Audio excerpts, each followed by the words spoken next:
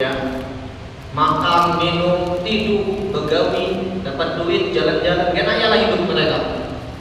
Mereka hidupnya bahkan Allah katakan ulaika kal an'am, tidak ubahnya seperti binatang. Nah, kita orang beriman kita buktikan kalau kita hidupnya tidak seperti mereka.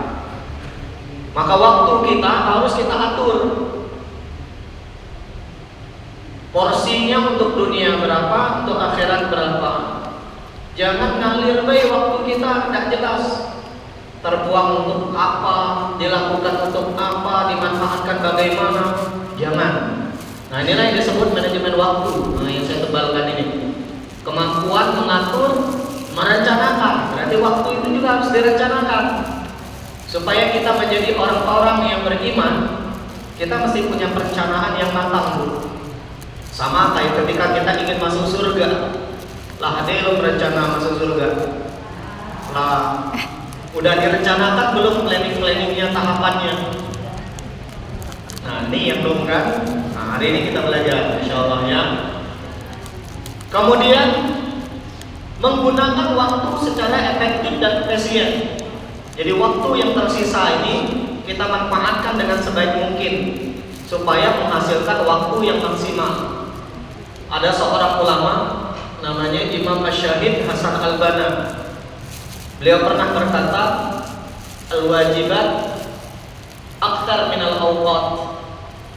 Kewajiban yang mesti kita lakukan sebagai seorang hamba, kewajiban yang mesti kita lakukan sebagai seorang muslim, sebagai orang yang beriman, itu lebih banyak dibandingkan waktu yang tersedia.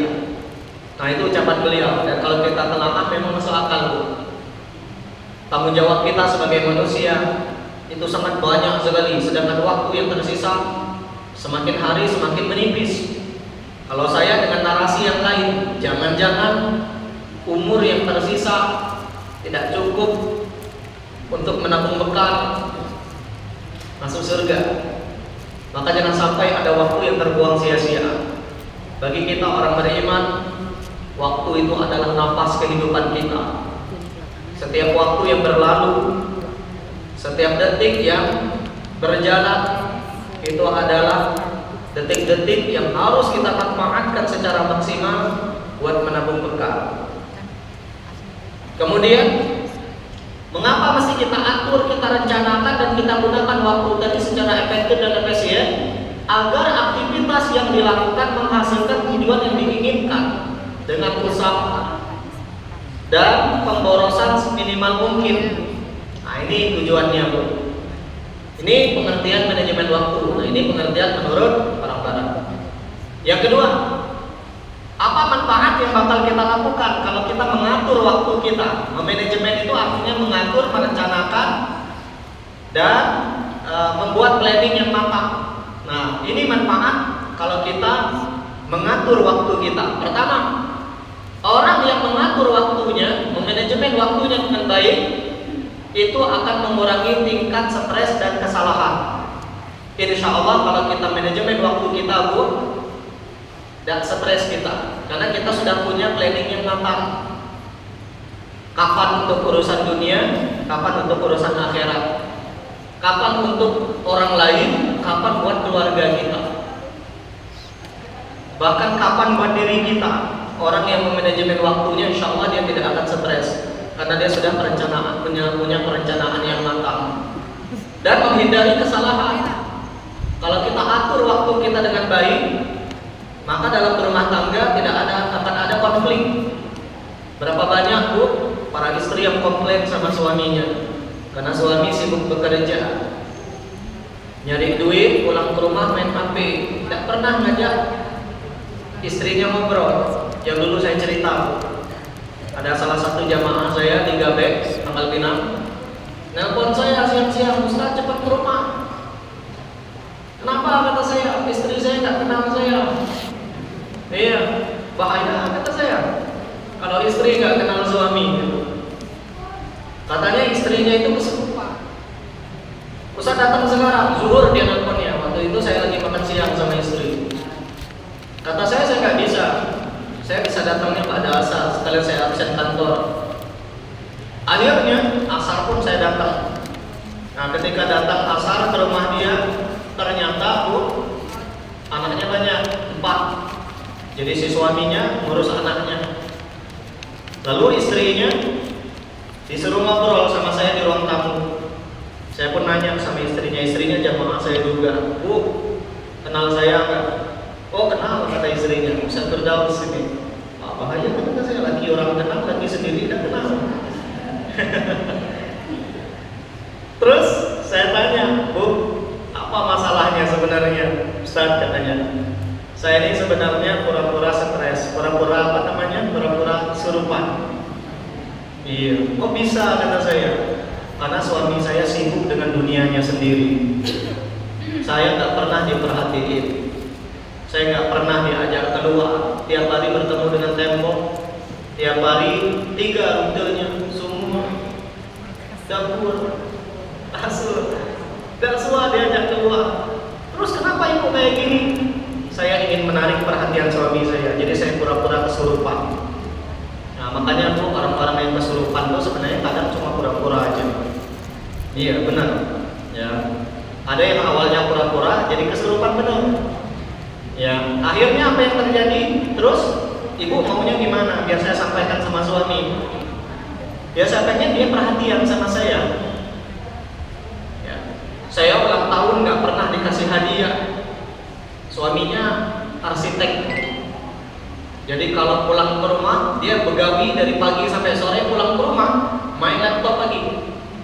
Jadi nggak pernah sama sekali dia ngajak ngobrol istrinya, nggak pernah ngajak istri belanja keluar. Iya saya cuma butuh perhatian dia Ustaz. Saya begini sebenarnya saya pura-pura Ustaz.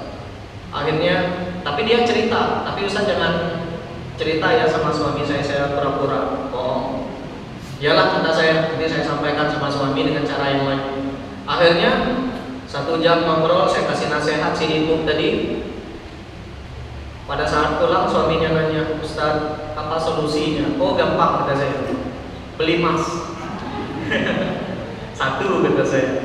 Karena memang para wanita itu kalau udah dikasih duit ialah masalah. Beli emas kata saya. Benar Ustaz, benar. Insya Allah lari izin kata saya. Terus apa lagi Ustaz? Yang kedua sering-sering ngajak istri keluar kata saya. Kasih waktu berdua sama istri ngobrol ya. Kalau mungkin di tempat tidur nggak sempat ngobrol karena kecapean, ya cari waktu spesial. Ngopi berdua di Pangkal Pinang kan banyak warung kopi kata saya. Datang. Nah ini Bu, ya orang yang memanajemen waktunya dengan baik, insya Allah dia akan meminimalisir stresnya dan tingkatan kesalahan dalam kehidupannya. Tapi kalau kita tidak mampu mengatur waktu kita, ini yang terjadi konflik. Belum lagi istri juga kadang demikian Bu. Istri yang bekerja, suami bekerja, suami minta layak ke bininya, bini leteh. Nah, akhirnya ujung-ujungnya berkelahi. Nah, kalau kita manajemen waktu kita, insya Allah kesalahan itu tidak akan terjadi. Yang kedua, apa manfaat manajemen waktu? Orang yang mampu memanajemen waktunya, dia akan punya waktu yang luang. Dalam sehari dia mesti menyelesaikan one day one juice-nya dalam berapa jam, berapa menit. Nah, dia targetkan ya. Oh, saya karena cepat ngajinya setengah jam 1 juz. Kemudian dia mesti apalagi misalkan dia sudah ada waktunya, dia punya hafalan, dia belajar berapa waktu yang dia butuhkan. Dia sudah atur semuanya. Dia punya waktu buat anak, dia punya waktu buat suami, dia punya waktu buat istri, bahkan dia punya waktu untuk orang lain. Akhirnya dia punya waktu yang lapang untuk dirinya. Tapi kalau kita tidak mengatur waktu kita Bu, akhirnya banyak waktu kita terbuang sia-sia. Kita merasa kita sibuk, padahal sibuknya kita bukan untuk hal yang bermanfaat. Bisa jadi sibuknya kita justru untuk hal-hal yang tidak menambah iman, ilmu dan amal kita. Yang ketiga, orang yang memanajemen waktunya, insya Allah dia lebih produktif hidupnya. Dia atur, oh dalam sehari saya mesti sholat tepat waktu, dia aturnya. Gak ada bunyi azan kecuali saya sholat. Yang kedua, dia punya target setiap hari one day one juice. Nah, dia punya target produktif hidupnya. Setiap pagi dia punya target zikir pagi sore, maksurat.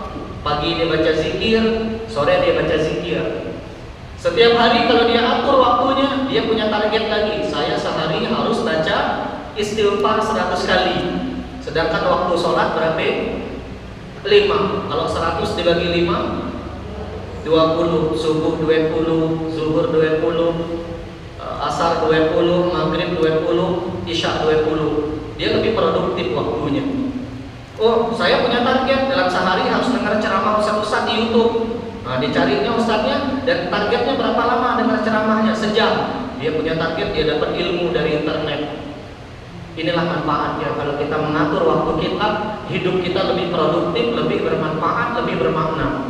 Tapi kalau kita tidak atur semuanya itu, jangan-jangan hidup kita di hadapan Allah nggak ada nilainya. Ya, yang ketiga, yang keempat, orang yang memanajemen waktunya, dia akan mencapai tujuannya secara terencana. Kalau dia punya target rumah tangga yang berkah, dia punya planning macam mana rumah tangganya berkah. Oh, supaya rumah tangga berkah, Al-Quran mesti hidup dalam rumah tangga kami. Pada maghrib nggak boleh ada yang beraktivitas kecuali Al-Quran. Kayak kita dulu lagi kecil ada maghrib mengaji, oh kan? Waktu kita lagi kecil, mak abah kita nggak boleh kita belajar pada maghrib, waktu untuk Al-Quran. Oh, punya supaya rumah tangga berkah, jangan melewati malam kecuali tahajud bareng dengan suami. Teratur waktunya. Kalau ini target rumah tangga yang berkah tadi tercapai. Ini dalam lingkup yang kecil nih Bu. Dalam lingkup yang lebih besar lagi, kita pengen masuk surga, kita punya planning. Puasanya Senin Kamis kita targetin. Sedekahnya kapan? Kemudian bermanfaat buat orang lain, apa yang masih kita lakukan? Gabung di komunitas apa atau apa yang masih kita lakukan? Terencana, ujung-ujungnya targetnya tercapai secara maksimal. Tapi kalau kita nggak punya planning yang matang, jangan-jangan nanti target hidup kita dunia akhirat tidak terwujud. Nah, ini pentingnya mencapai tujuan secara terencana. Yang kelima, menjaga keseimbangan hidup. Kalau kita nggak mengatur waktu kita, jangan-jangan selama ini 24 jam porsi dunia gelesi, dunia. Akhiratnya hanya sisa saja. Jangan-jangan. Tapi kalau kita atur kapan untuk dunia, kapan untuk akhirat, maka hidup kita akan tawazun, seimbang. Fid dunya hasanah, wa fil akhirati hasanah. Tapi kalau kita nggak atur, nggak seimbang hidup kita. Jangan-jangan selama ini kita hanya fokus bekerja, waktu buat suami dan anak hanya waktu sisa. Bahkan jangan-jangan waktu buat Allah hanya waktu sisa. Nah, inilah pentingnya kita mengatur waktu supaya hidup kita seimbang. Terakhir, orang yang mengatur waktunya, dia sedang membangun citra positifnya di hadapan manusia, lebih-lebih di hadapan Allah. Orang yang punya pekerjaan tetap, para ASN misalkan, atau yang bekerja di suatu tempat, kalau dia manajemen waktunya yang bagus, maka orang akan respect sama yang bersangkutan. Tapi kalau manajemen waktu kita kacau balau, tiap kali ke kantor telat terus, masuk 7:30, ya masuk kantornya, dia datang ke kantor jam 8, telat berapa jam tuh? Sengaja. Pulang jam 4, jam 3 lah meringkes. Respect nggak orang? Enggak. Ya. Suami juga mungkin nggak akan sayang sama kita kalau kita waktunya kacau balau. Kita nggak bisa mengatur kapan buat suami, kapan buat anak, kapan buat orang tua. Ya. Kacau balau waktu kita, maka kita tidak akan dihargai oleh orang lain. Lebih-lebih di hadapan Allah. Orang yang hidupnya kacau balau, maka dia tidak akan punya kedudukan yang mulia di hadapan Allah. Nah, inilah manfaat kenapa kita mesti mengatur waktu kita. Berikutnya Bunda, kita akan bahas 10 kedudukan waktu di dalam Islam yang setiap kita juga harus mengetahuinya. Ini dia. Kita bahas satu persatu, nanti insya Allah kita baca dulu ya. Yang pertama, waktu dijadikan objek sumpah oleh Allah. Dalam Al-Quran, Allah banyak sekali bersumpah dengan waktu. Ada Allah bersumpah dengan waktu asar, wal asri, waktu asar. Cuma sering diterjemahkan demi masa, padahal demi waktu asar, wal asri. Ada wal fajri, wal layalin ashri, wa syaf'i wal watri, ya, wal fajar demi waktu fajar, waktu subuh. Ada lagi Allah bersumpah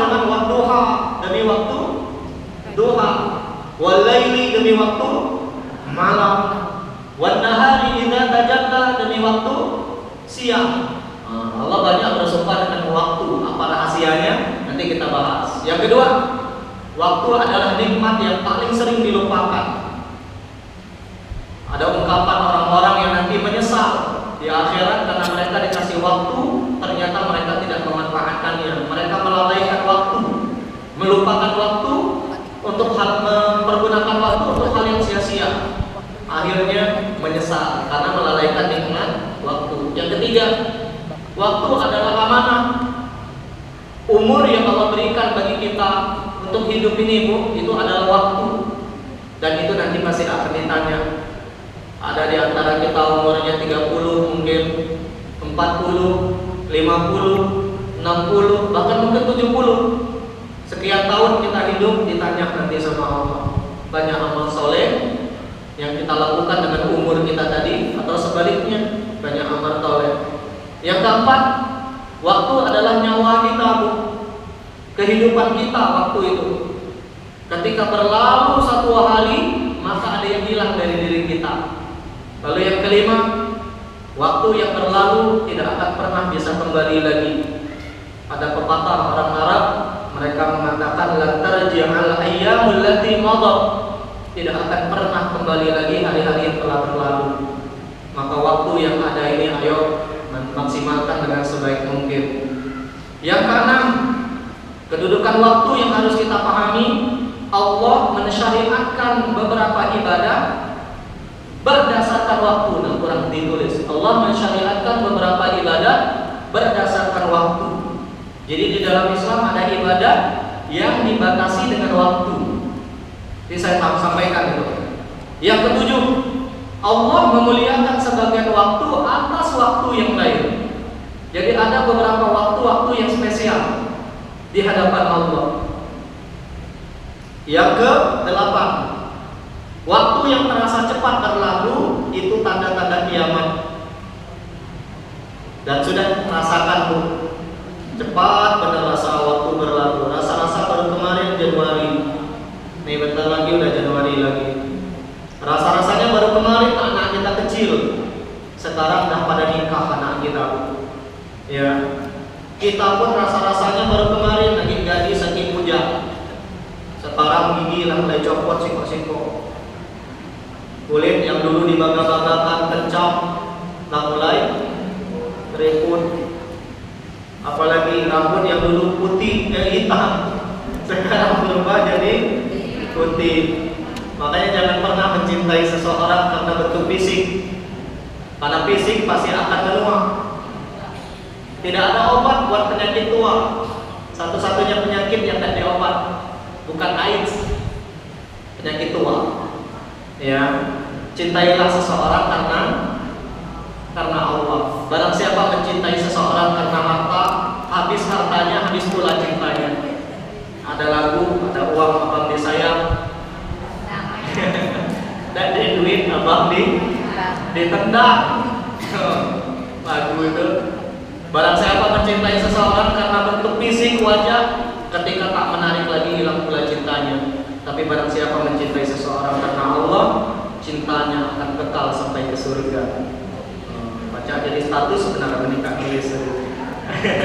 Kita baca diulang. Oke.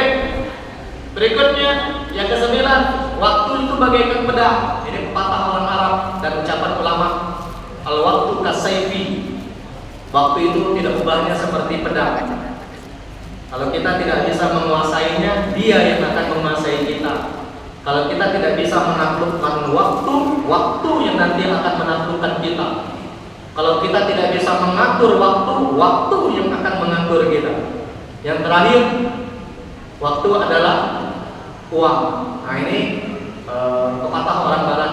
Kalau orang Arab nanti beda lagi. Oke, kita mulai.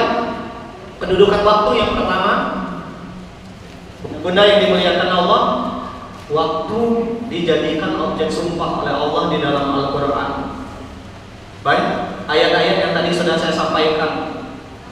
Wal asri wal fajri wad duha wal laili idza yaghsha wan nahari idza jalla. Allah bersumpah dengan waktu. Artinya waktu itu spesial, punya kedudukan yang mulia. Ketika Allah memuliakan waktu,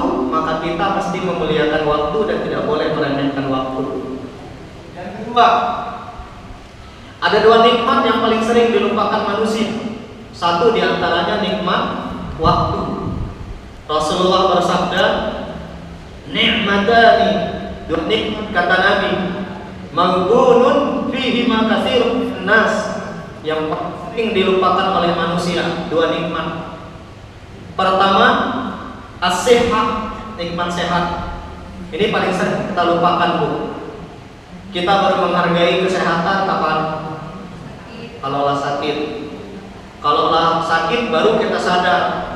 Alhamdulillah, gara-gara pandemi kemarin banyak orang yang perhatian sama kesehatannya, mulai yang jogging. Mungkin mendadak pandemi kemarin tidak ada sampai lah yang jogging. Iya. Jadi semuanya pasti ada hikmahnya. Alhamdulillah, ya. Saya aja rutin, Bu, alhamdulillah. Tapi sebelum pandemi memang rutin olahraga. Makanya perut saya nggak offset. Aman perut saya, nggak buncit maksudnya. Kalau istri saya alhamdulillah olahraga, Bu. Dia tengoknya di kacau, Bang, mau digendut dah. Dah, kata saya, ulah abang nih, kata dia. Akhirnya dia, kata saya. Dan gara-gara ucapan iya itulah akhirnya keluar duit saya. Bang, kok nge-gym? Oh, dia nge-gym sekarang istri saya. Rutin dia sehari, sepekannya itu berapa kali. Alhamdulillah, tambah langsing badan sekarang. Ada gendut lagi. Jadi sekarang jujur benar saya sama dia. Kalau dulu pula, Bang gendut dah? Oh, padahal nak dulu badan. Kalau sekarang dah, alhamdulillah cika. Nah, nikmat sehat. Yang kedua, nikmat yang kita lupakan, nikmat waktu. Ya, maaf beribu maaf sekali lagi. Ketika suami masih hidup, dikasih Allah kesempatan untuk bersama dengan beliau. Nah, kita baru merasakan betapa berharganya waktu-waktu bersama dengan pasangan. Tidak saat dia hidup. Kapan? Saat dia sudah tidak ada. Maka mumpung dia masih hidup, dia masih punya suami, ayo, ya, hargai waktu bersama pasangan dengan sebaik mungkin. Dulu waktu suami masih hidup, anduk sebasing marah, ya, baju sebasing marah. Tapi setelah suami tidak suami, ada yang macamnya perintah ya emang tuh. Ya, benar tak, Bu? Nah, makanya ayo yang masih punya suami hargai suaminya, ya. Kemudian yang ketiga, waktu adalah amanah yang pasti akan ditanya suatu saat. Kaki kalian, kata Nabi, tak akan pernah bisa melangkah menuju surganya Allah sampai kalian bisa mempertanggungjawabkan beberapa hal. Yang pertama yang Allah tanya, an umrihi fi ma'afna, umur kalian dihabiskan untuk apa? Umur kita ini waktu, Allah pasti akan bertanya nanti. Umur kita ini dihabiskan untuk apa? Yang ditanya yang kedua, ilmu kita diamalkan untuk apa? Pekan kita belajar, ada hasil. Tiap pekan kita belajar, lagi garam dan kayak lagi, Bu. Dek, kena laki dan D soalnya. Ayo, harus ada perubahan. Jangan sampai tiap pekan kita belajar gak nambah iman kita, gak nambah ilmu kita, atau gak nambah amal kita. Kalau yang itu yang terjadi, nanti ditanya oleh Allah. Tiap pekan belajar, bahkan mungkin tidak hanya sama saya, sama ustadz yang lain belajar, nambah gak rasa takut kita sama Allah? Jangan-jangan enggak, berarti tidak bermanfaat. Yang ketiga yang Allah tanya, nanti harta kita dihabiskan untuk apa? Dari mana kita dapatkan dan dihabiskan untuk apa? Kalau harta dua pertanyaannya. Lalu yang terakhir, tubuh kita melakukan apa? Nah, mata kita nih mau apa? Telinga kita mendengar apa? Mulut kita ngomong apa? Maka di Quran surah Yasin ada bunyi ayat, al-yawma nakhtimu ala afwahihim wa tukallimuna aydihim wa tashhadu arjuluhum bima kanu yaksibun. Hari kiamat kata Allah, nakhtimu ala afwahihim, mulut kalian kami kunci kata Allah. Tidak mungkin bisa lagi kita berbohong. Wa tukallimuna aydihim, tangan kalian yang akan berbicara. Melakukan apa nih tangan? Ibu chatting ketik apa saja. Tangan ini pernah nggak ngambil duit lagi diam-diam? Ditanya nanti. Iya, ya. Termasuk ketika ibu masak, ditanya sama Allah, sering nggak masak buat suami, sering nggak ngurus suami, sering nggak micit suami, ditanya nanti tangan kita. Watajadu arjuluhum dimakan yang sikun, kaki kalian melangkah kemana, ditanya nanti sama Allah. Alhamdulillah kita sering melangkah ke tempat-tempat kebaikan. Mudah-mudahan nanti akan menjadi saksi pada hari kiamat. Makanya kalau ibu sholat sunnahnya geser, jangan di tempat yang sama. Kita sholat misalkan di sini nih, sholat maghrib nanti di sini, sholat ba'diyahnya geser, supaya banyak tempat yang bersaksi. Ibu belajar juga saya sarankan tidak hanya jangan di sini saja, cari ustaz-ustaz yang lain juga. Ya mungkin ibu bosan nih, mau saya lihat tempat. Bosan tak? Kalau bosan tak berhenti kalau bosan. Oke. Yang keempat, waktu adalah kehidupan kita. Ini bukan hadis, tapi ini adalah ucapan ulama. Namanya Imam Hasan Al-Basri. Imam Hasan Al-Basri dalam kitab As-Sair jilid keempat halaman 585, beliau mengatakan, Ibnu Adam, hei kalian manusia, kata Imam Hasan Al-Basri, innama anta ayyam, kalian itu sebenarnya kumpulan dari hari-hari. Fa'idza kullama dhahaba yaumun dhahaba ba'duka, setiap berlalu satu hari ada yang hilang dari kalian. Apa yang hilang? Kesempatan untuk hidup. Kita ini kumpulan hari-hari.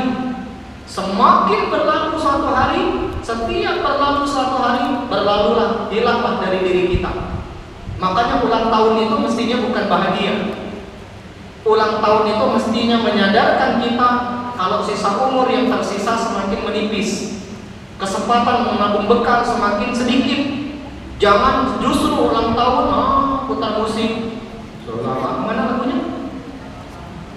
Selamat ulang tahun. Bahagia, salah itu. Mestinya ulang tahun ada tausiah menyadarkan kita. Mestinya saat ulang tahun kita beramal, bagi makanan ke fakir miskin. Bukan makan kita saja. Diundang kawan-kawan baik, yang kayu-kayu baik yang diundang. Kawan yang kere tidak pernah diundang. Update status, sakit hati yang tidak berduit minggu. Jangan ya. Kita ini kumpulan hari-hari. Setiap detik berlalu, setiap hari berlalu, ada yang hilang dari kita. Itu bahasa tadi Ibu. Jangan-jangan waktu kita tersisa ini tidak cukup bagi kita untuk modal menabung bekal menuju Allah, menuju surganya Allah. Jangan-jangan. Maka jangan ada yang tersisa, yang terbuang sia-sia. Yang kelima, waktu tidak akan kembali dan tidak akan bisa dibeli. Dalam Al-Quran banyak ungkapan orang-orang yang menyesal. Quran surah Fatir ayat 37. Ini ungkapan penduduk neraka yang nanti Allah abadikan dalam Al-Quran. Wahum yastarikhuna fiha, penduduk neraka menjerit, menyesal mereka di dalam neraka, dan mereka berkata kepada Allah, Rabbana, duhai Allah, akhrijna, keluarkan kami dari neraka ini ya Allah, kembalikan lagi kami ke dunia, na'mal salihah ghairal ladzi kunna na'mal, kami akan beramal soleh ya Allah, tidak seperti dulu kami beramal, balikan lagi kami ke dunia ya Allah. Dulu ketika di dunia mereka tidak beramal soleh, mereka tidak belajar seperti kita, hidup mereka hanya orientasinya dunia, tidak mau beramal soleh. Mereka minta dibalikan lagi dan mereka berjanji akan beramal soleh. Dijawab oleh Allah, awalam nu'ammirkum ma yatadzakkaru fiha man tadzakkar, bukankah dulu kata Allah banyak peringatan datang kepada kalian. Ustaz, mungkin pasangan kita memberi peringatan, kawan kita, ayolah jangan terlalu sibuk dengan dunia. Kalian tidak mengambil peringatan itu kata Allah. Waja'akumun nadhir, dan telah datang banyak sang pemberi peringatan. Imam Ibn Abbas mengatakan an-nadhir ini adalah asyaibu, uban. Kalian telah uban rambut kalian, mestinya sadar umur semakin tua, tapi kalian nggak sadar. Malah semakin tua, semakin sibuk mengejar dunia. Uban ini peringatan, ya.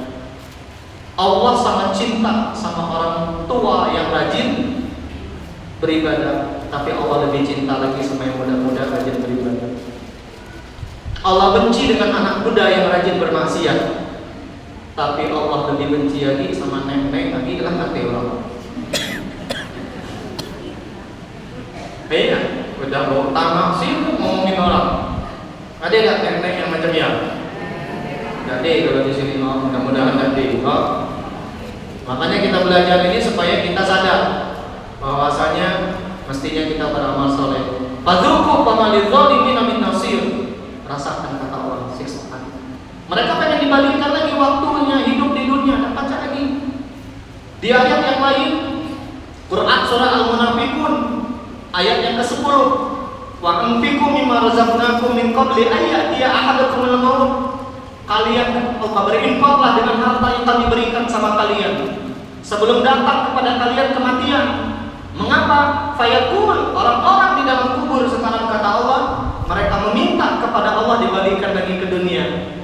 Apa kata mereka? Rabbi laula akhartani ila ajalin qarib. Ya Allah, tolong balikan lagi kami ke dunia sebentar saja ya Allah. Kami pengen beramal soleh, kami pengen bersedekah. Fa'asaddaqu, kami pengen bersedekah dengan harta kami.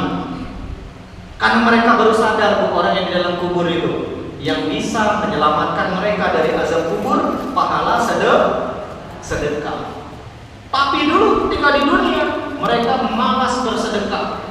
Kalaupun bersedekah nyari yang paling kecil, warna merah, warna biru, warna hijau, warna pagi coklat, warna ungu. Jika lagi yang bawa golok, dicari yang bawa golok dimasukin ini. Tahu yang bawa golok? 1000. Iya. Mestinya mereka taruh warna apa? Merah. Ya, tapi nyesal mereka. Balikkan lagi ya Allah. Kami akan bersedekah karena mereka tahu pahala sedekahlah yang akan menolong mereka di dalam kubur. Wa aku minal sholihin, kami pengen beramal soleh. Nah ini, ayo, tak bisa lagi kembali waktu itu. Nah kita yang masih dikasih kesempatan hidup, ayo manfaatkan dulu sisa waktu ini, ya. Saya sering mengatakan masing-masing kita yang ada geliat tahu. Iya, manfaat tengok ada yang 3 tahun lagi, ya. Ada yang setahun lagi, ya. Ada yang masih lama. Tapi nggak masalah. Yang penting kita menabung bekal, ya. Innamal a'mal bil khawatim. Amal yang Allah tengok bukan yang dulu, bukan yang sekarang, tapi amal mendekati kematian. Kalau ibu rajin belajar macam ini, insya Allah nanti meninggalnya dalam keadaan belajar. Kalau ibu rajin one day one juz, meninggalnya dibaca Quran. Kalau ibu rajin tahajud, sholat tepat waktu, meninggalnya saat sujud mudah-mudahan. Tapi kalau ibu hobi nanti orang meninggalnya nanti orang juga. Kalau ibu rajin bermaksiat, meninggalnya juga dalam keadaan bermaksiat. Allah akan wafatkan kita sesuai dengan kebiasaan hidup kita. Jadi kalau pengen meninggal husnul khotimah, cari kebiasaan yang baik, ya, yang cukup kita dan Allah yang tahu.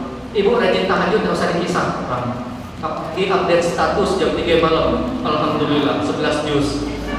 Alhamdulillah 11 rakaat bukan 11 juz. Jangan, tidak perlu update status. Ya, cukup kita dan Allah. Yang keenam, Allah syariatkan beberapa ibadah berdasarkan waktu. Sholat itu disyariatkan ada waktunya. Ini dia.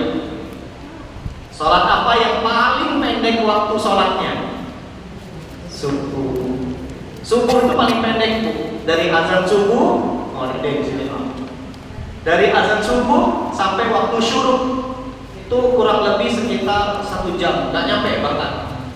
Yang kedua, waktu yang paling pendek maghrib ke isya itu sangat pendek sekali waktunya, sejam lewat. Maghrib sekarang jam 6 lewat, isyanya jam 7 lewat 18. Yang paling lama isya. Waktu itu dimulai dari azan isya sampai azan subuh. Selagi belum kedengar azan subuh masih boleh sholat isya. Jadi panjang waktu isya itu, ya. Kami dulu waktu di Mesir Sholat di waktu pada isya itu kadang karena capek kuliah, keletih ketidur, nanti sholatnya pas tahajud barengan, boleh itu. Tapi jangan tiap malam kejadian itu ya. Berarti menunda sholat. Yang kedua, puasa Ramadan Allah syariatkan hanya sebulan, tidak lebih. Berarti puasa disyariatkan berdasarkan waktu. Yang ketiga, haji. Haji itu dimulai dari bulan apa? Syawal. Dimulai dari 1 Syawal. Makanya nanti 1 Syawal jamaah haji sudah mulai berangkat ke tanah suci. Kalau kita yang Indonesia biasanya haji tamattu.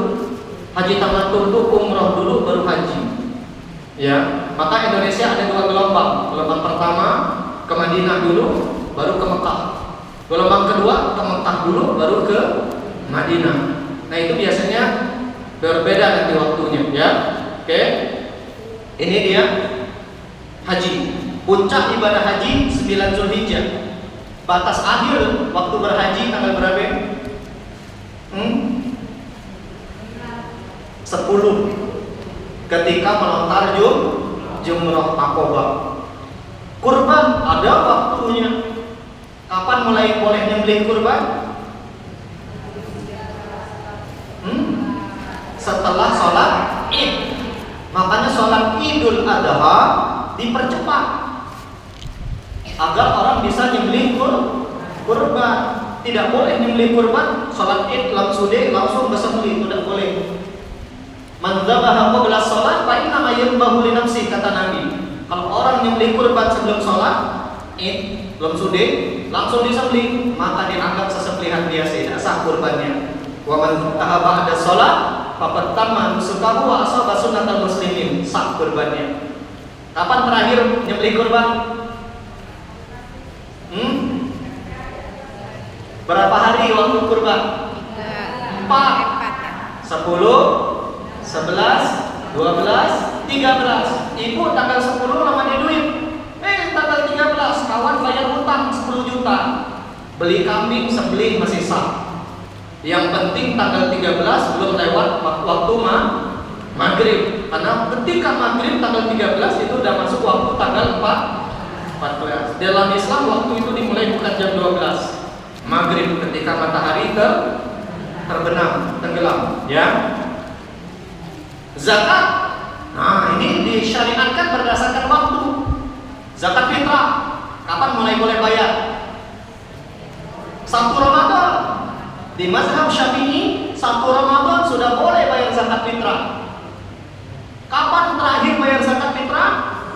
Sebelum sholat Id. Kebalikan dari kurban tadi. Kalau kurban mesti ba'da sholat Id, kalau zakat fitrah jangan lewat dari sholat Id.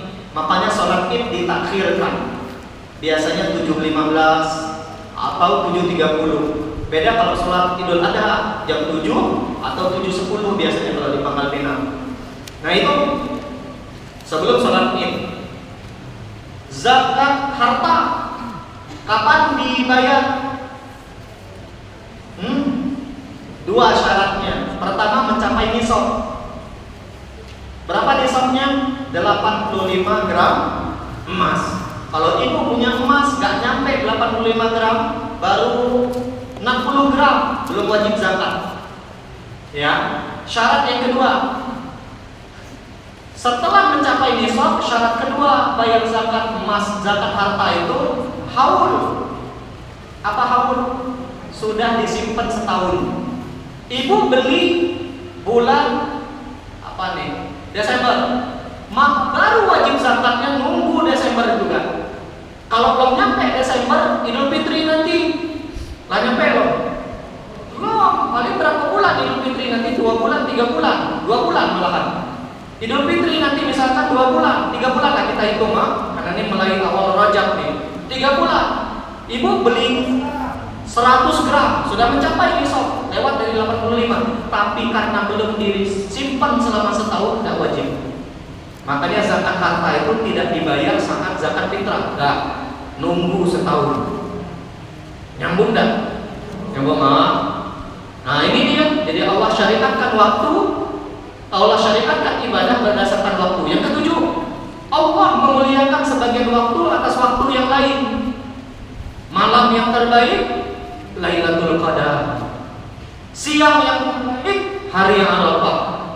Kalau malam yang terbaik Lailatul Qadar, karena malam itu amal soleh yang dikerjakan lebih baik daripada 1000 bulan. Lailatul Qadri khairun min alfi syahr. Ibu ngaji di malam Lailatul Qadar dan ibu dapat, maka ngajinya senilai 1000 bulan. Kurang lebih berapa tahun, Bu? Petang-petang macam ini memang sarung itu. Minum mana dulu? Berapa kira-kira? 83 tahun kurang lebih. Umur kita aja gak nyampe. Jadi kalau kita dapat Lailatul Qadar, tahajudnya kita, sholatnya kita, ngajinya kita, sedekahnya kita, di malam itu senilai dengan 1000 bulan. Maka malam yang terbaik Lailatul Qadar. Siang yang terbaik hari Arafah. Malamnya Lailatul Qadar, siang Lailatul hari Arafah. Ketika jamaah haji wukuf di padang Arafah. Khairud doa yauma Arafah, kata Nabi. Sebaik-baik doa yang dipanjatkan di padang Arafah. Maka nanti kalau ada teman kita berangkat haji wukuf di padang Arafah, boleh titip doa. Saya kemarin waktu wukuf 2024 itu haji, banyak WA masuk minta doa. Banyak, karena orang paham hari terbaik untuk berdoa hari ketika jamaah haji wukuf di padang Arafah, ketika mereka di sana. Ada satu doa yang lucu waktu itu dari salah seorang jamaah saya. Masih single jamaah tadi, Ustaz tolong bacakan doa saya ya Ustaz ya, ditulisnya panjang. Ya Allah, carikan saya jodoh seperti Ustaz Firdaus ya. Bingung saya dibaca, beda. Takut Ustaz. Ya saya baca dengan redaksi yang lain, berikan dia jodoh yang terbaik. Karena saya belum tentu terbaik di hadapan Allah. Tapi kalau saya yang terbaik, tidak apa-apalah ya Allah. Jangan, saya gak mau nikah. Oke.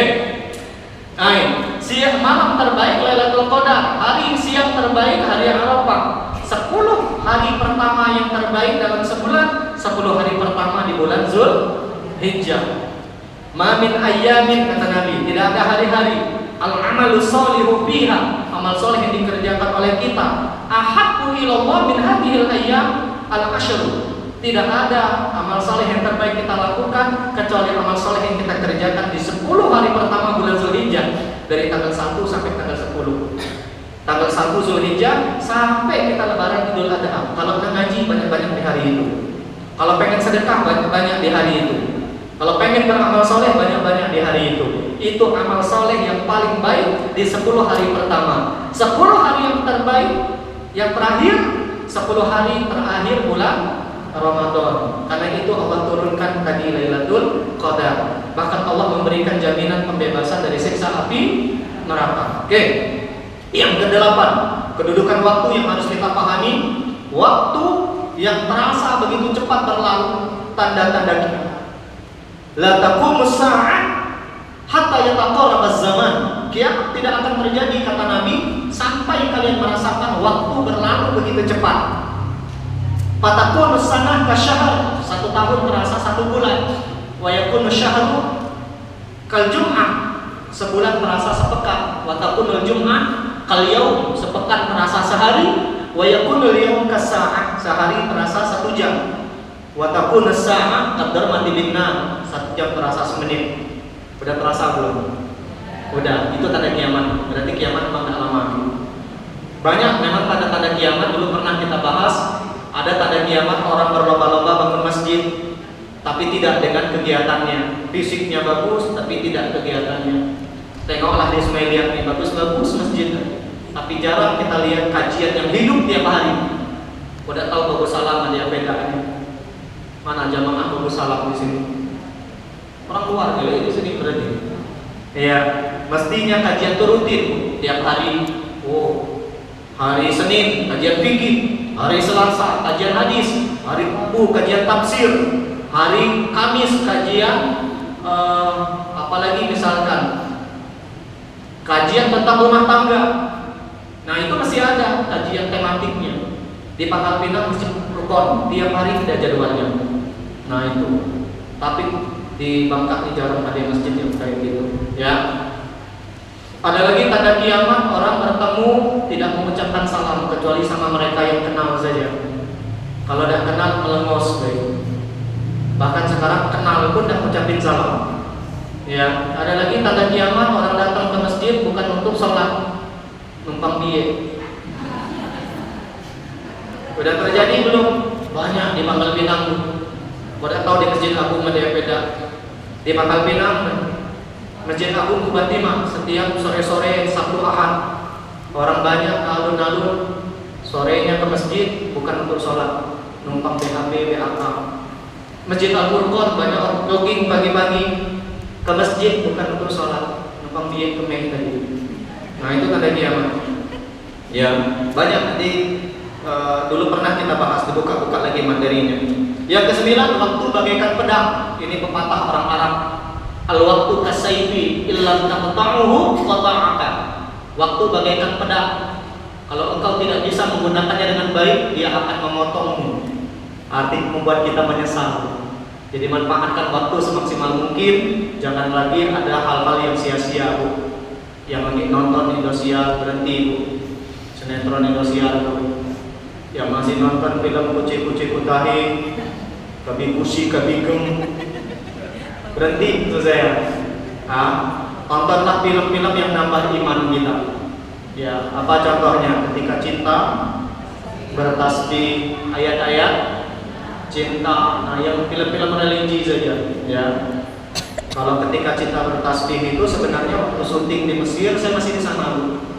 2009 akhir waktu. Saya pengen ikut waktu itu, cuma kalau saya ikut tidak ketemu kayak itu. Saya jadi artis. Untungnya saya nggak ikut, alhamdulillah. Akhirnya bisa ketemu kita. Disuruh waktu itu saya ikut, karena kami dibuka mahasiswa. Ayo ikut, siapa mau ikut casting? Gitu.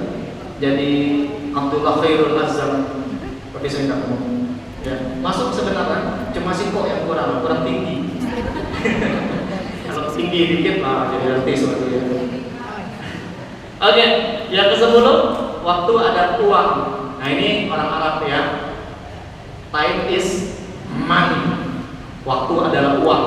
Makanya orang Barat itu mereka juga memanfaatkan waktu semaksimal mungkin karena mereka menganggap waktu adalah uang. Kalau mereka menyia-nyiakan waktu, mereka membuang uang.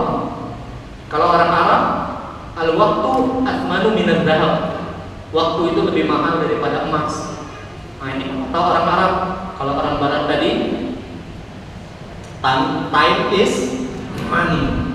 Orang Arab, al-waktu athmanu minad dhahab. Waktu itu lebih mahal, lebih berharga, lebih berharga daripada emas. Terakhir kita akan bahas bagaimana manajemen waktu seorang muslim yang produktif. Ada 9 kiat yang mesti kita lakukan untuk memanajemen waktu kita. Kalau kita ingin waktu kita bermanfaat, kalau kita ingin waktu kita tidak terbuang sia-sia, kalau kita ingin menjadi lebih baik daripada hari sebelumnya, maka ini yang mesti kita lakukan, Bu. 9 kiat ya, atau 9 manajemen waktu seorang muslim muslimah yang produktif. Kita baca dulu ya, nanti kita bahas pakai dalil. Ini manajemen waktu ala Rasulullah. Jadi kalau kita pengen waktu kita seperti Nabi, ini yang mesti kita lakukan. Pertama, selesaikan pekerjaan sesuai dengan prioritasnya. Ada pekerjaan yang lebih mesti kita dahulukan sebelum pekerjaan yang lain. Ini yang disebut dengan mengerjakan waktu atau mengerjakan pekerjaan sesuai dengan skala prioritasnya. Yang kedua, pandai-pandai membagi waktu. Nanti kita belajar bagaimana bagian waktu yang baik dan benar. Kapan untuk porsi dunia, kapan untuk porsi akhirat, dan mesti kita bagi seperti apa. Yang ketiga, manfaatkan waktu dengan sebaik mungkin. Setiap detik-detiknya untuk hal-hal yang bermanfaat. Kita mesti berani mengatakan tidak untuk hal-hal yang sia-sia. Ada yang kawan ngajak kita misalkan ngerumpi yuk, kata dia. Kita kisah siapa misalkan, kisah satu Daus yuk. No. Katakan tidak ya. Kemudian apa lagi? Yang keempat, hindari hal-hal yang sia-sia. Karena di antara tanda-tanda orang yang baik, dia akan meninggalkan perkara yang tidak menambah iman, ilmu dan amal kita. Yang kelima, jangan suka menunda pekerjaan. No, Nabi tidak pernah menunda pekerjaan. Yang keenam, hindari multitasking. Apa itu multitasking? Mengerjakan satu pekerjaan, mengerjakan dalam satu waktu banyak pekerjaan. Nah, itu biasanya tidak akan maksimal. Ya, multitasking macam ini bisa berbahaya dan membahayakan. Nanti ada mudaratnya. Yang ketujuh, disiplin waktu kita. Kalau sudah waktu baca Quran, selesaikan. Kalau waktu buat suami, tinggalkan HP. Harus disiplin. Kalau waktu untuk belajar, belajar. Ya, kalau waktu datang azan, tinggalkan semua urusan dunia. Tidak ada yang lebih penting kecuali Allah. Nah, itu harus disiplin. Yang ketujuh, rencanakan target ibadah. Ada target harian yang mesti kita lakukan. Ada target mingguan. Nah, itu mesti ada. Sudah punya belum? Nah, nanti kita belajar hariannya apa, target yang mesti kita tetapkan. Jangan hidup ngalir, tidak tahu mau dibawa kemana. Jangan, Bu. Harus punya target. Dan yang terakhir, lakukan muhasabah terhadap apa yang sudah kita lakukan selama ini.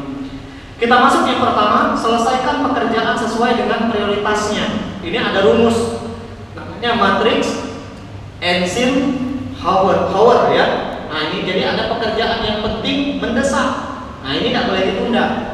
Pekerjaan penting mendesak. Apa contohnya? Sholat 5 itu penting mendesak. Kalau datang sholat lah, jangan ditunda. Penting mendesak. Ada penting tapi tidak mendesak. Apa contohnya? Penting dan mendesak. Penting dia, tapi tidak terlalu mendesak. One day, one juice. Penting dia ngaji, tapi tidak terlalu mendesak. Kita bisa menyelesaikannya pagi, bisa menyelesaikannya siang, bisa menyelesaikannya sore atau malam. Nah, itu penting tapi tidak mendesak.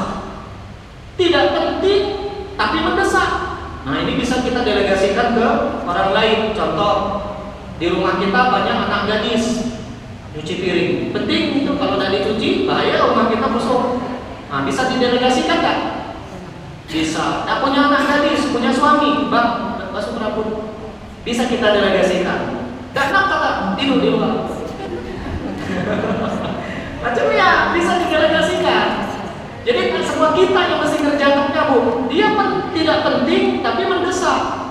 Maksudnya tidak terlalu penting. Penting sih penting, tidak terlalu penting, tapi dia mendesak. Nah, tidak penting tidak mendesak. Apa contohnya? Ngisah orang. Yang tadi saya cerita, ngomongin orang, tidak penting, tidak mendesak, tinggalkan, berhenti melakukan itu. Apalagi contohnya, nonton film tadi, nonton film India, film Korea, tidak penting, tidak mendesak. Yang pada akhirnya gara-gara nonton itu, ibu berharap laki ibu kayak Shahrukh Khan. Berhalusinasi. Tidak penting, tidak mendesak. Yang ada menimbulkan mudarat. Nah, ini rumusnya ibu ya, matrix Eisenhower nama rumusnya. Kita mesti tahu ini penting enggak, mendesak enggak, penting enggak, tidak mendesak, tidak penting tapi dia mendesak, tidak penting tidak mendesak. Rumus ini harus kita pakai terus. Nah, di dalam Islam ada istilah namanya fikih al-aulawiyah. Apa itu fikih al-aulawiyah? Ada hal yang mesti kita dahulukan sebelum hal yang lain. Nah, ini yang pernah dicetuskan oleh Profesor Dr. Yusuf Qaradawi, yang mantan Grand Sheikh Al-Azhar, ketua ulama Muslim sedunia, orang Mesir. Tapi beliau sudah tinggal, diusir dari Mesir saat Husni Mubarak, sempat kembali saat Mursi memimpin. Sekarang zaman Asisi diusir lagi, meninggal di Qatar.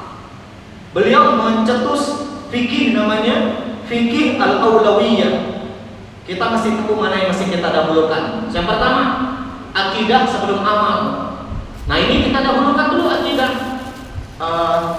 Memperbaiki iman itu jauh lebih baik daripada memperbanyak amal. Kenapa? Kalau akidah kita rusak, nak sebanyak apapun amal sia-sia.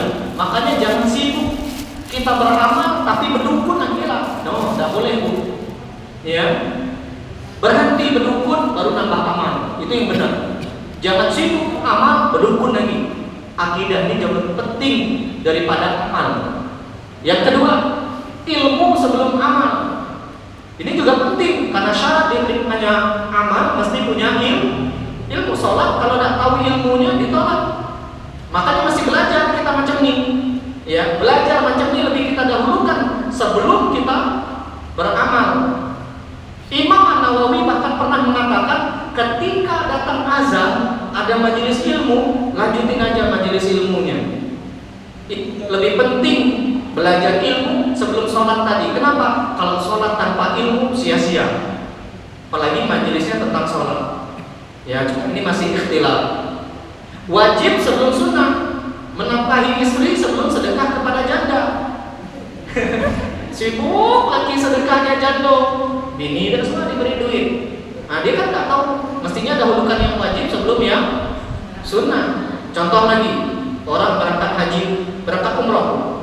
Umroh apa hukumnya? Sunnah. Karena dalam 5 rukun Islam itu tidak ada umroh. Yang ada cuma haji. Umroh sunnah. Tapi di pesawat berapa banyak orang berangkat umroh dan sembahyang. Sholat apa hukumnya? Wajib. Pergi umroh meninggalkan wajib. Tidak merasuk dewi macamnya. Tidak cocok. Nah, mirip-mirip dengan para suami, sibuk nafkahi para janda, tapi tidak pernah beri duit ke bini. Malah gak ibu? Bukan marah lagi, mampu. Nah, itu contoh itu, Bu, ya. Kita mesti tahu skala prioritas. Ibu juga sama. Jangan sibuk perhatian sama suami orang, suami sendiri tidak diperhatiin. Jangan sama suami orang lemah lembut, sama suami sendiri garang minta ampun. Ibu mesti tahu skala prioritas. Satu lagi contohnya, yang wajib dan yang sunnah. Saat orang berangkat haji, berangkat umroh, banyak orang berebut pengen nyium hajar aswad. Itu tidak wajib, sunnah. Yang wajib ibu nyium suami. Saya tuh sampai marah kemarin tuh sama jamaah haji, jamaah umroh saya. Mau pengen nyium hajar aswad, Bu, kata saya, nggak usah nyium hajar aswad. Kenapa usah? Nyium lagi wajib, nyium hajar aswad sunnah. Nah, ini yang disebut dengan kita mesti melakukan skala prioritas. Yang ketiga, yang keempat, hak Allah sebelum hak manusia.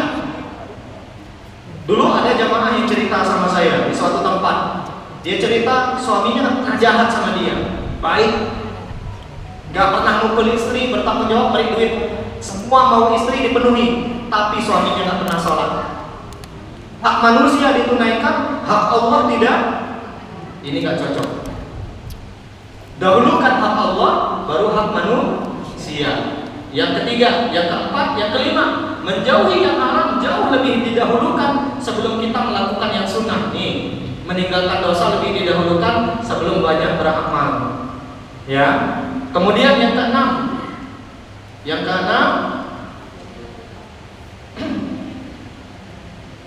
amal yang besar sebelum amal yang kecil. Dakwah, menuntut ilmu itu harus kita lebih dahulukan sebelum kita beramal dengan amal individual. Contoh nih, ada orang demi mengejar target one day one juice, tahan tak belajar. Belajar ini jauh lebih besar manfaatnya dibandingkan kita ngaji, ya. Atau berdakwah, mengajak orang berbuat baik, itu didahulukan sebelum amal yang sifatnya individual.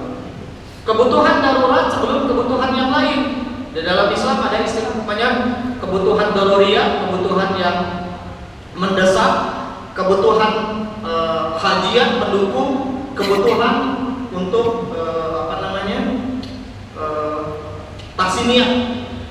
Tahsiniyah itu kebutuhan untuk bermewah-mewahan. Saking nak beli HP mahal, rela makan lauk kerupuk tiap hari. Nah, ini nggak benar. Ya, yang benar kita penuhi kebutuhan gizi kita, tahan-tahan beli HP dulu. Ya, kita mesti tahu skala prioritas. Yang berikutnya, kualitas sebelum kuantitas sholat tarawih. Yang penting itu bukan 23 atau 11. Mana yang lebih khusyuk? Itu lebih penting. Kalau 11 lebih khusyuk, maka yang 23 tidak lebih baik dibandingkan 11 yang khusyuk. Jangan ngejar kuantitas, kejarlah kualitas. Sholat khusyuk juga sama. Ayat kita baca bacaan ruku, meniga-nigakan bacaan tidak wajib. Yang wajib membacanya sambil pelan-pelan dan menghayatinya, walaupun cuma sekali. Subhana rabbiyal azimi wa bihamdi. Kita tahu artinya, kita pahami, kita hayati, sekali jauh lebih baik daripada 3 kali ibu nyerocos dan ngerti apa lah. Ya, terakhir tilawah. One day one juz, tapi tidak ngerti apa lah. Lebih baik dibandingkan ibu ngaji 1 halaman, tapi ibu baca maknanya, ibu pelajari tafsirnya, jauh lebih baik yang sama halaman dibandingkan ibu 1 juz tapi ibu tidak ngerti apa lah. Jangan ngejar kuantitas, kejarlah kualitas. Istiqomah sedikit tapi istiqomah jauh lebih baik daripada banyak terputus. Baca Quran Ramadan 5 kali khatam, 10 kali khatam selama Ramadan, habis ya pensiun ngaji 11 bulan. Nah itu nggak lebih bagus. Ya, sedekah juga sama, di Ramadan jor-joran 50 juta, habisnya Ramadan tahun ada baru sedekah. Gak lebih baik yang seperti itu daripada ibu bersedekah 1 hari 1 juta, aman 1 bulan 1 juta. Kemudian tahajud juga sama. Banyak orang di Ramadan tahajud tiap malam, habis itu pensiun. Lebih baik ibu rutin tahajud, sedikit tapi istiqomah. Terakhir, amal tepat waktu sebelum amal yang bisa ditunda. Sholat tepat waktu sebelum tilawah one day one juz. Sholat tepat waktu nggak bisa ditunda. Sedangkan one day one juz bisa kita tunda di akhir malam sebelum tidur, bisa kita tunda di waktu siang, tapi sholat tepat waktu tidak boleh ditunda. Ini yang pertama, manajemen waktu yang benar. Kita mesti tahu mana yang wajib, mana yang sunnah, mana yang mesti kita dahulukan, mana yang boleh kita tunda. Nyambung? Yang kedua, kita harus bagi waktu kita dengan sebaik mungkin. Nah ini ada pembagian waktu yang bagus. Ada hak Allah, ada hak diri kita, dan ada hak manusia. Hak Allah ini waktu kita beribadah. Ada hak Allah yang harus kita tunaikan. Ini adalah yang paling utama dalam waktu ini, fokus akan diarahkan untuk beribadah. Ini adalah momen memperbaiki hablum minallah. Coba kita tengok berapa banyak dari 24 jam itu kita tunaikan hak Allah. Jangan-jangan hanya waktu sisa kita saja. Yang kedua, diri kita pun mesti punya hak yang harus kita berikan untuk menjaga kesehatan fisik, olahraga. Harus ada olahraga. Jangan sampai ibu tidak suka olahraga. Kesehatan mental, kesehatan emosional. Rasulullah menekankan pentingnya tidur yang cukup. Harus ada hak kita, Bu. Jangan rela begadang demi beribadah, itu salah. Jadi harus ada hak diri kita juga. Makan makanan yang bergizi, sesekali taklah makan jangan kepengkal, ke almas kadang. Ya, rumah saya di belakang almas itu. Maksud saya ngajak saya kalau ke situ. Ya, hak manusia. Nah ini ditujukan untuk berinteraksi hablum minannas, bermanfaat kepada manusia. Ada hubungan baik dengan keluarga, dengan suami, dengan anak, mesti ada waktunya. Ibu-ibu yang bekerja, jangan sibuk bekerja. Kalau pulang ke rumah, fokuslah sama keluarga. Saya mengingatkan saya pribadi juga. Saya kalau udah di rumah sama istri, apalagi kalau ke warung makan, kami berusaha HP kami taruh di dalam tas. Waktu makan itulah waktu kami ngobrol. Kami suka ngopi, saya sama istri. Ketika ngopi itu HP kami taruh. Ya paling waktu di awal aja, kayak manusia itu tadi. Nyuruh mereka ngopi juga maksudnya. Habis itu kami tutup HP kami. Ya sesekali update status kan, yang status yang mungkin yang kawan sama saya itu. Nah, mesti ada juga waktu buat teman. Kapan kita berinteraksi dengan tetangga, dengan teman, dengan masyarakat. Nah ini, jadi bagi waktu kita pada 3 porsi ini. Hak Allah tunaikan, hak diri kita tunaikan, hak manusia tunaikan.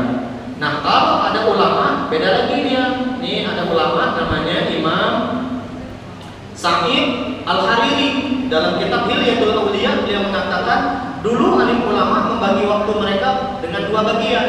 Waktu siang mengejar dunia, waktu malam mengejar akhirat. Nah, siang kejarlah dunia. Ya bekerja kita di waktu siang, malam fokus pada sama Allah, ngaji, apalagi tahajud, witir, zikir, istighfar, sedekah. Yang kejar dunia, malam akhirat. Mana ya waktu kita?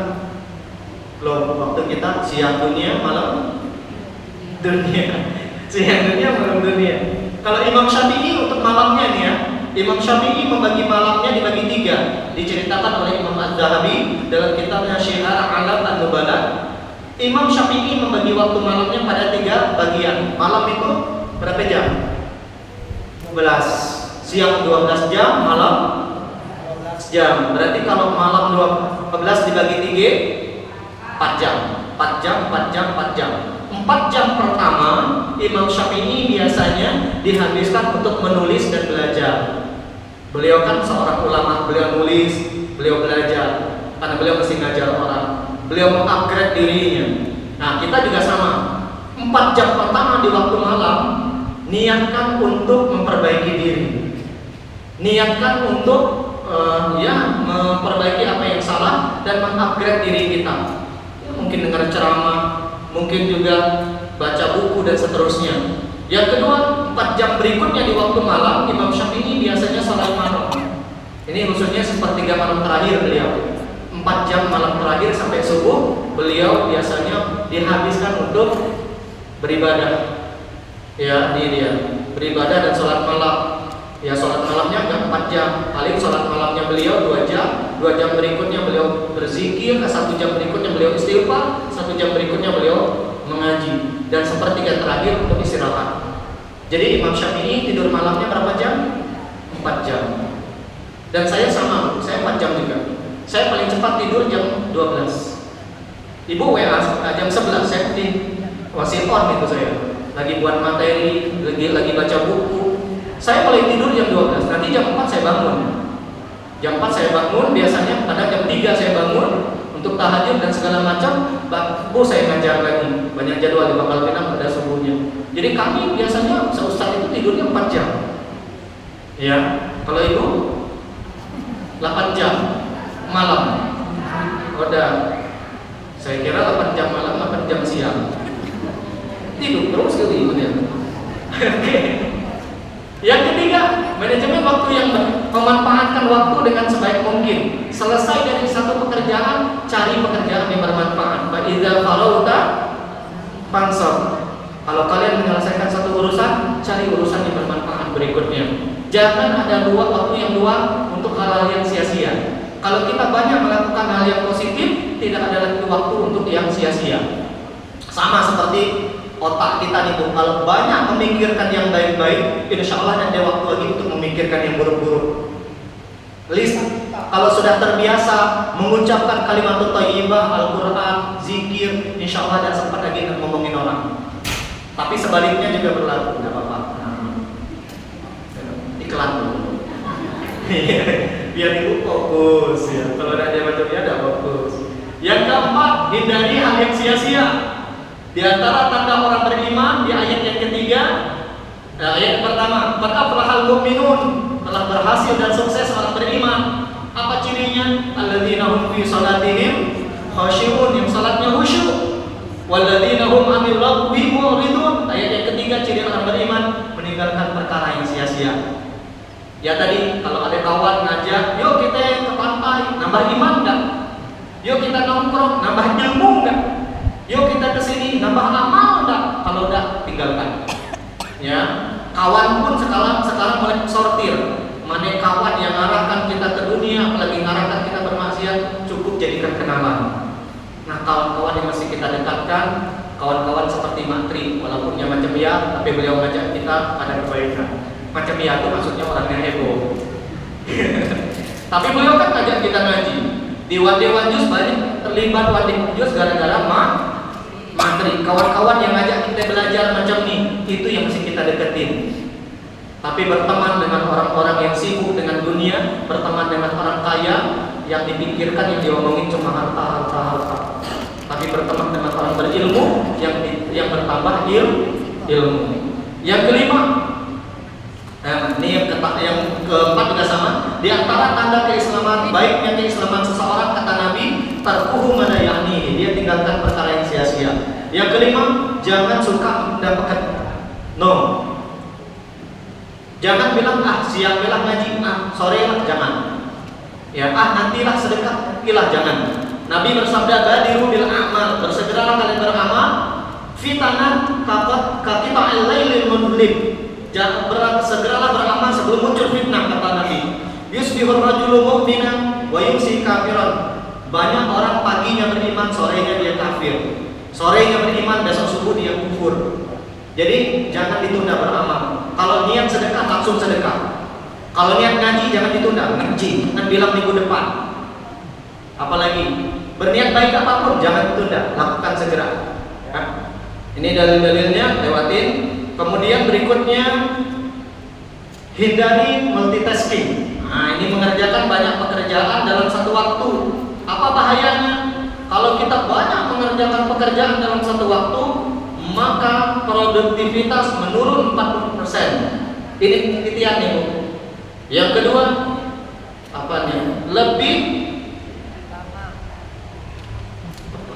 lebih lama untuk menyelesaikan satu tugas. Nggak fokus kita kalau kita multitasking. 50% peningkatan kemungkinan melakukan kesalahan dalam pekerjaan. Nah, ini 15 poinnya nih, beda lagi. Oke, maksudnya fokuslah pada satu urusan. Kalau ngaji dulu. Maka ketika ngaji, HP matiin. Jangan ngaji sambil baca WA. Jangan, udah ngaji, no, HP simpan dulu, ngaji dulu. Selesaikan. Yang macamnya jauh lebih bagus daripada ibu ngaji sambil baca WA. Iya. Kalau micin suami, jangan sambil nonton. Fokus saja micin suami. Yang ketujuh, disiplin. Kalau sudah datang waktu sholat, langsung sholat, jangan ditunda. Disiplin kita. Ya, time azan, sholat, azan, sholat. Kemudian yang ketujuh, yang kedelapan, merencanakan target ibadah. Ini yang penting. Ya, kita lewat dikit loh. Gagal merencanakan sama dengan merencanakan kegagalan. Kalau gagal berencana saja bisa gagal, apalagi tidak punya rencana, jauh lebih gagal. Nah, ini target ibadah harian. Ibu sudah punya belum ini? Target ibadah harian. Ada target wajib dalam harian itu. Tidak boleh gagal. Contoh, sholat tepat waktu. No, tidak boleh gagal. Datang asar langsung sholat. Ini target wajib. Lah punya planning macamnya loh. Yang sudah angkat tangan. Oh, berarti gele nih kalau angkat tangan. Tidak apa-apa. Nanti pulang dari sini niatkan. Setiap azan langsung sholat, jangan ditunda. Ini target wajib, nggak boleh gagal. Menjaga wudhu, ini bagus nih Bu. Karena kata nggak ada yang wudhu kecuali dia iman. Menjaga wudhu petanda orang beriman. Orang beriman itu wudhunya tidak hanya untuk sholat. Semua waktu berwudhu, mau tidur wudhu, batal wudhu lagi. Ya. Kemudian menjauhi dosa besar dan maksiat nyata, wajib. Maksiat no.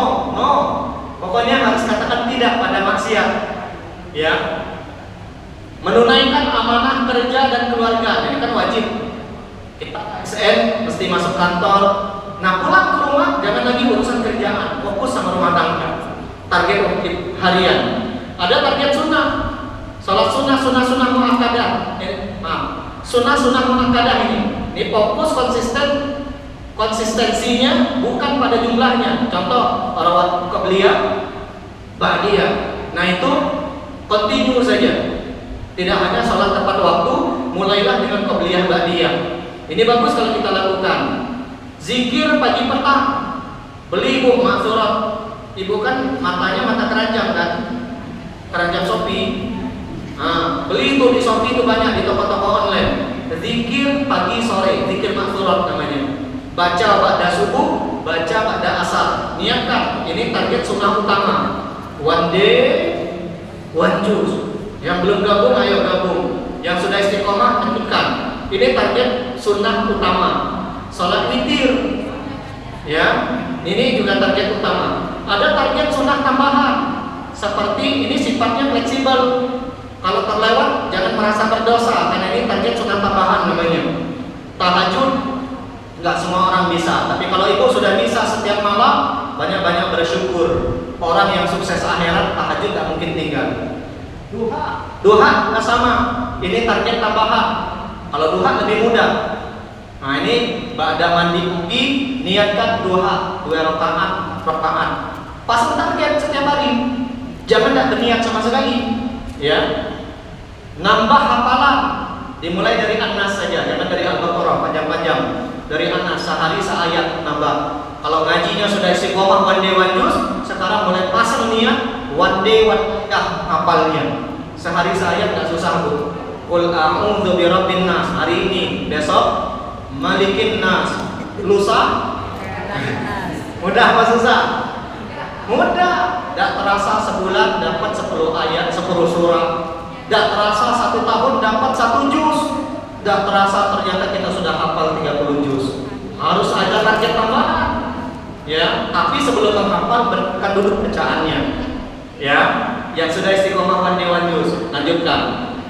Kemudian sedekah harian. Nih kalau ada rezeki lebih harus ada plan sedekah harian. Tidak mesti bentuk bisa makanan beri ke tetangga, bagi bisa juga bentuknya uang, ya. Bisa juga sedekah harian. Sedekah kan masih duit, senyum juga sedekah. Oh pernah sedekah, ya, senyum cari tetangga. Yang kelima, yang keempat, ada target ilmu. Target ilmu ini tetapkan durasi waktunya, mengikuti majelis ilmu macam ini harus ada targetnya. Nah, kemudian baca buku. Nah, itu di-planningin. Kalau mau jadi wanita yang cerdas harus ada buku yang dibaca tiap hari.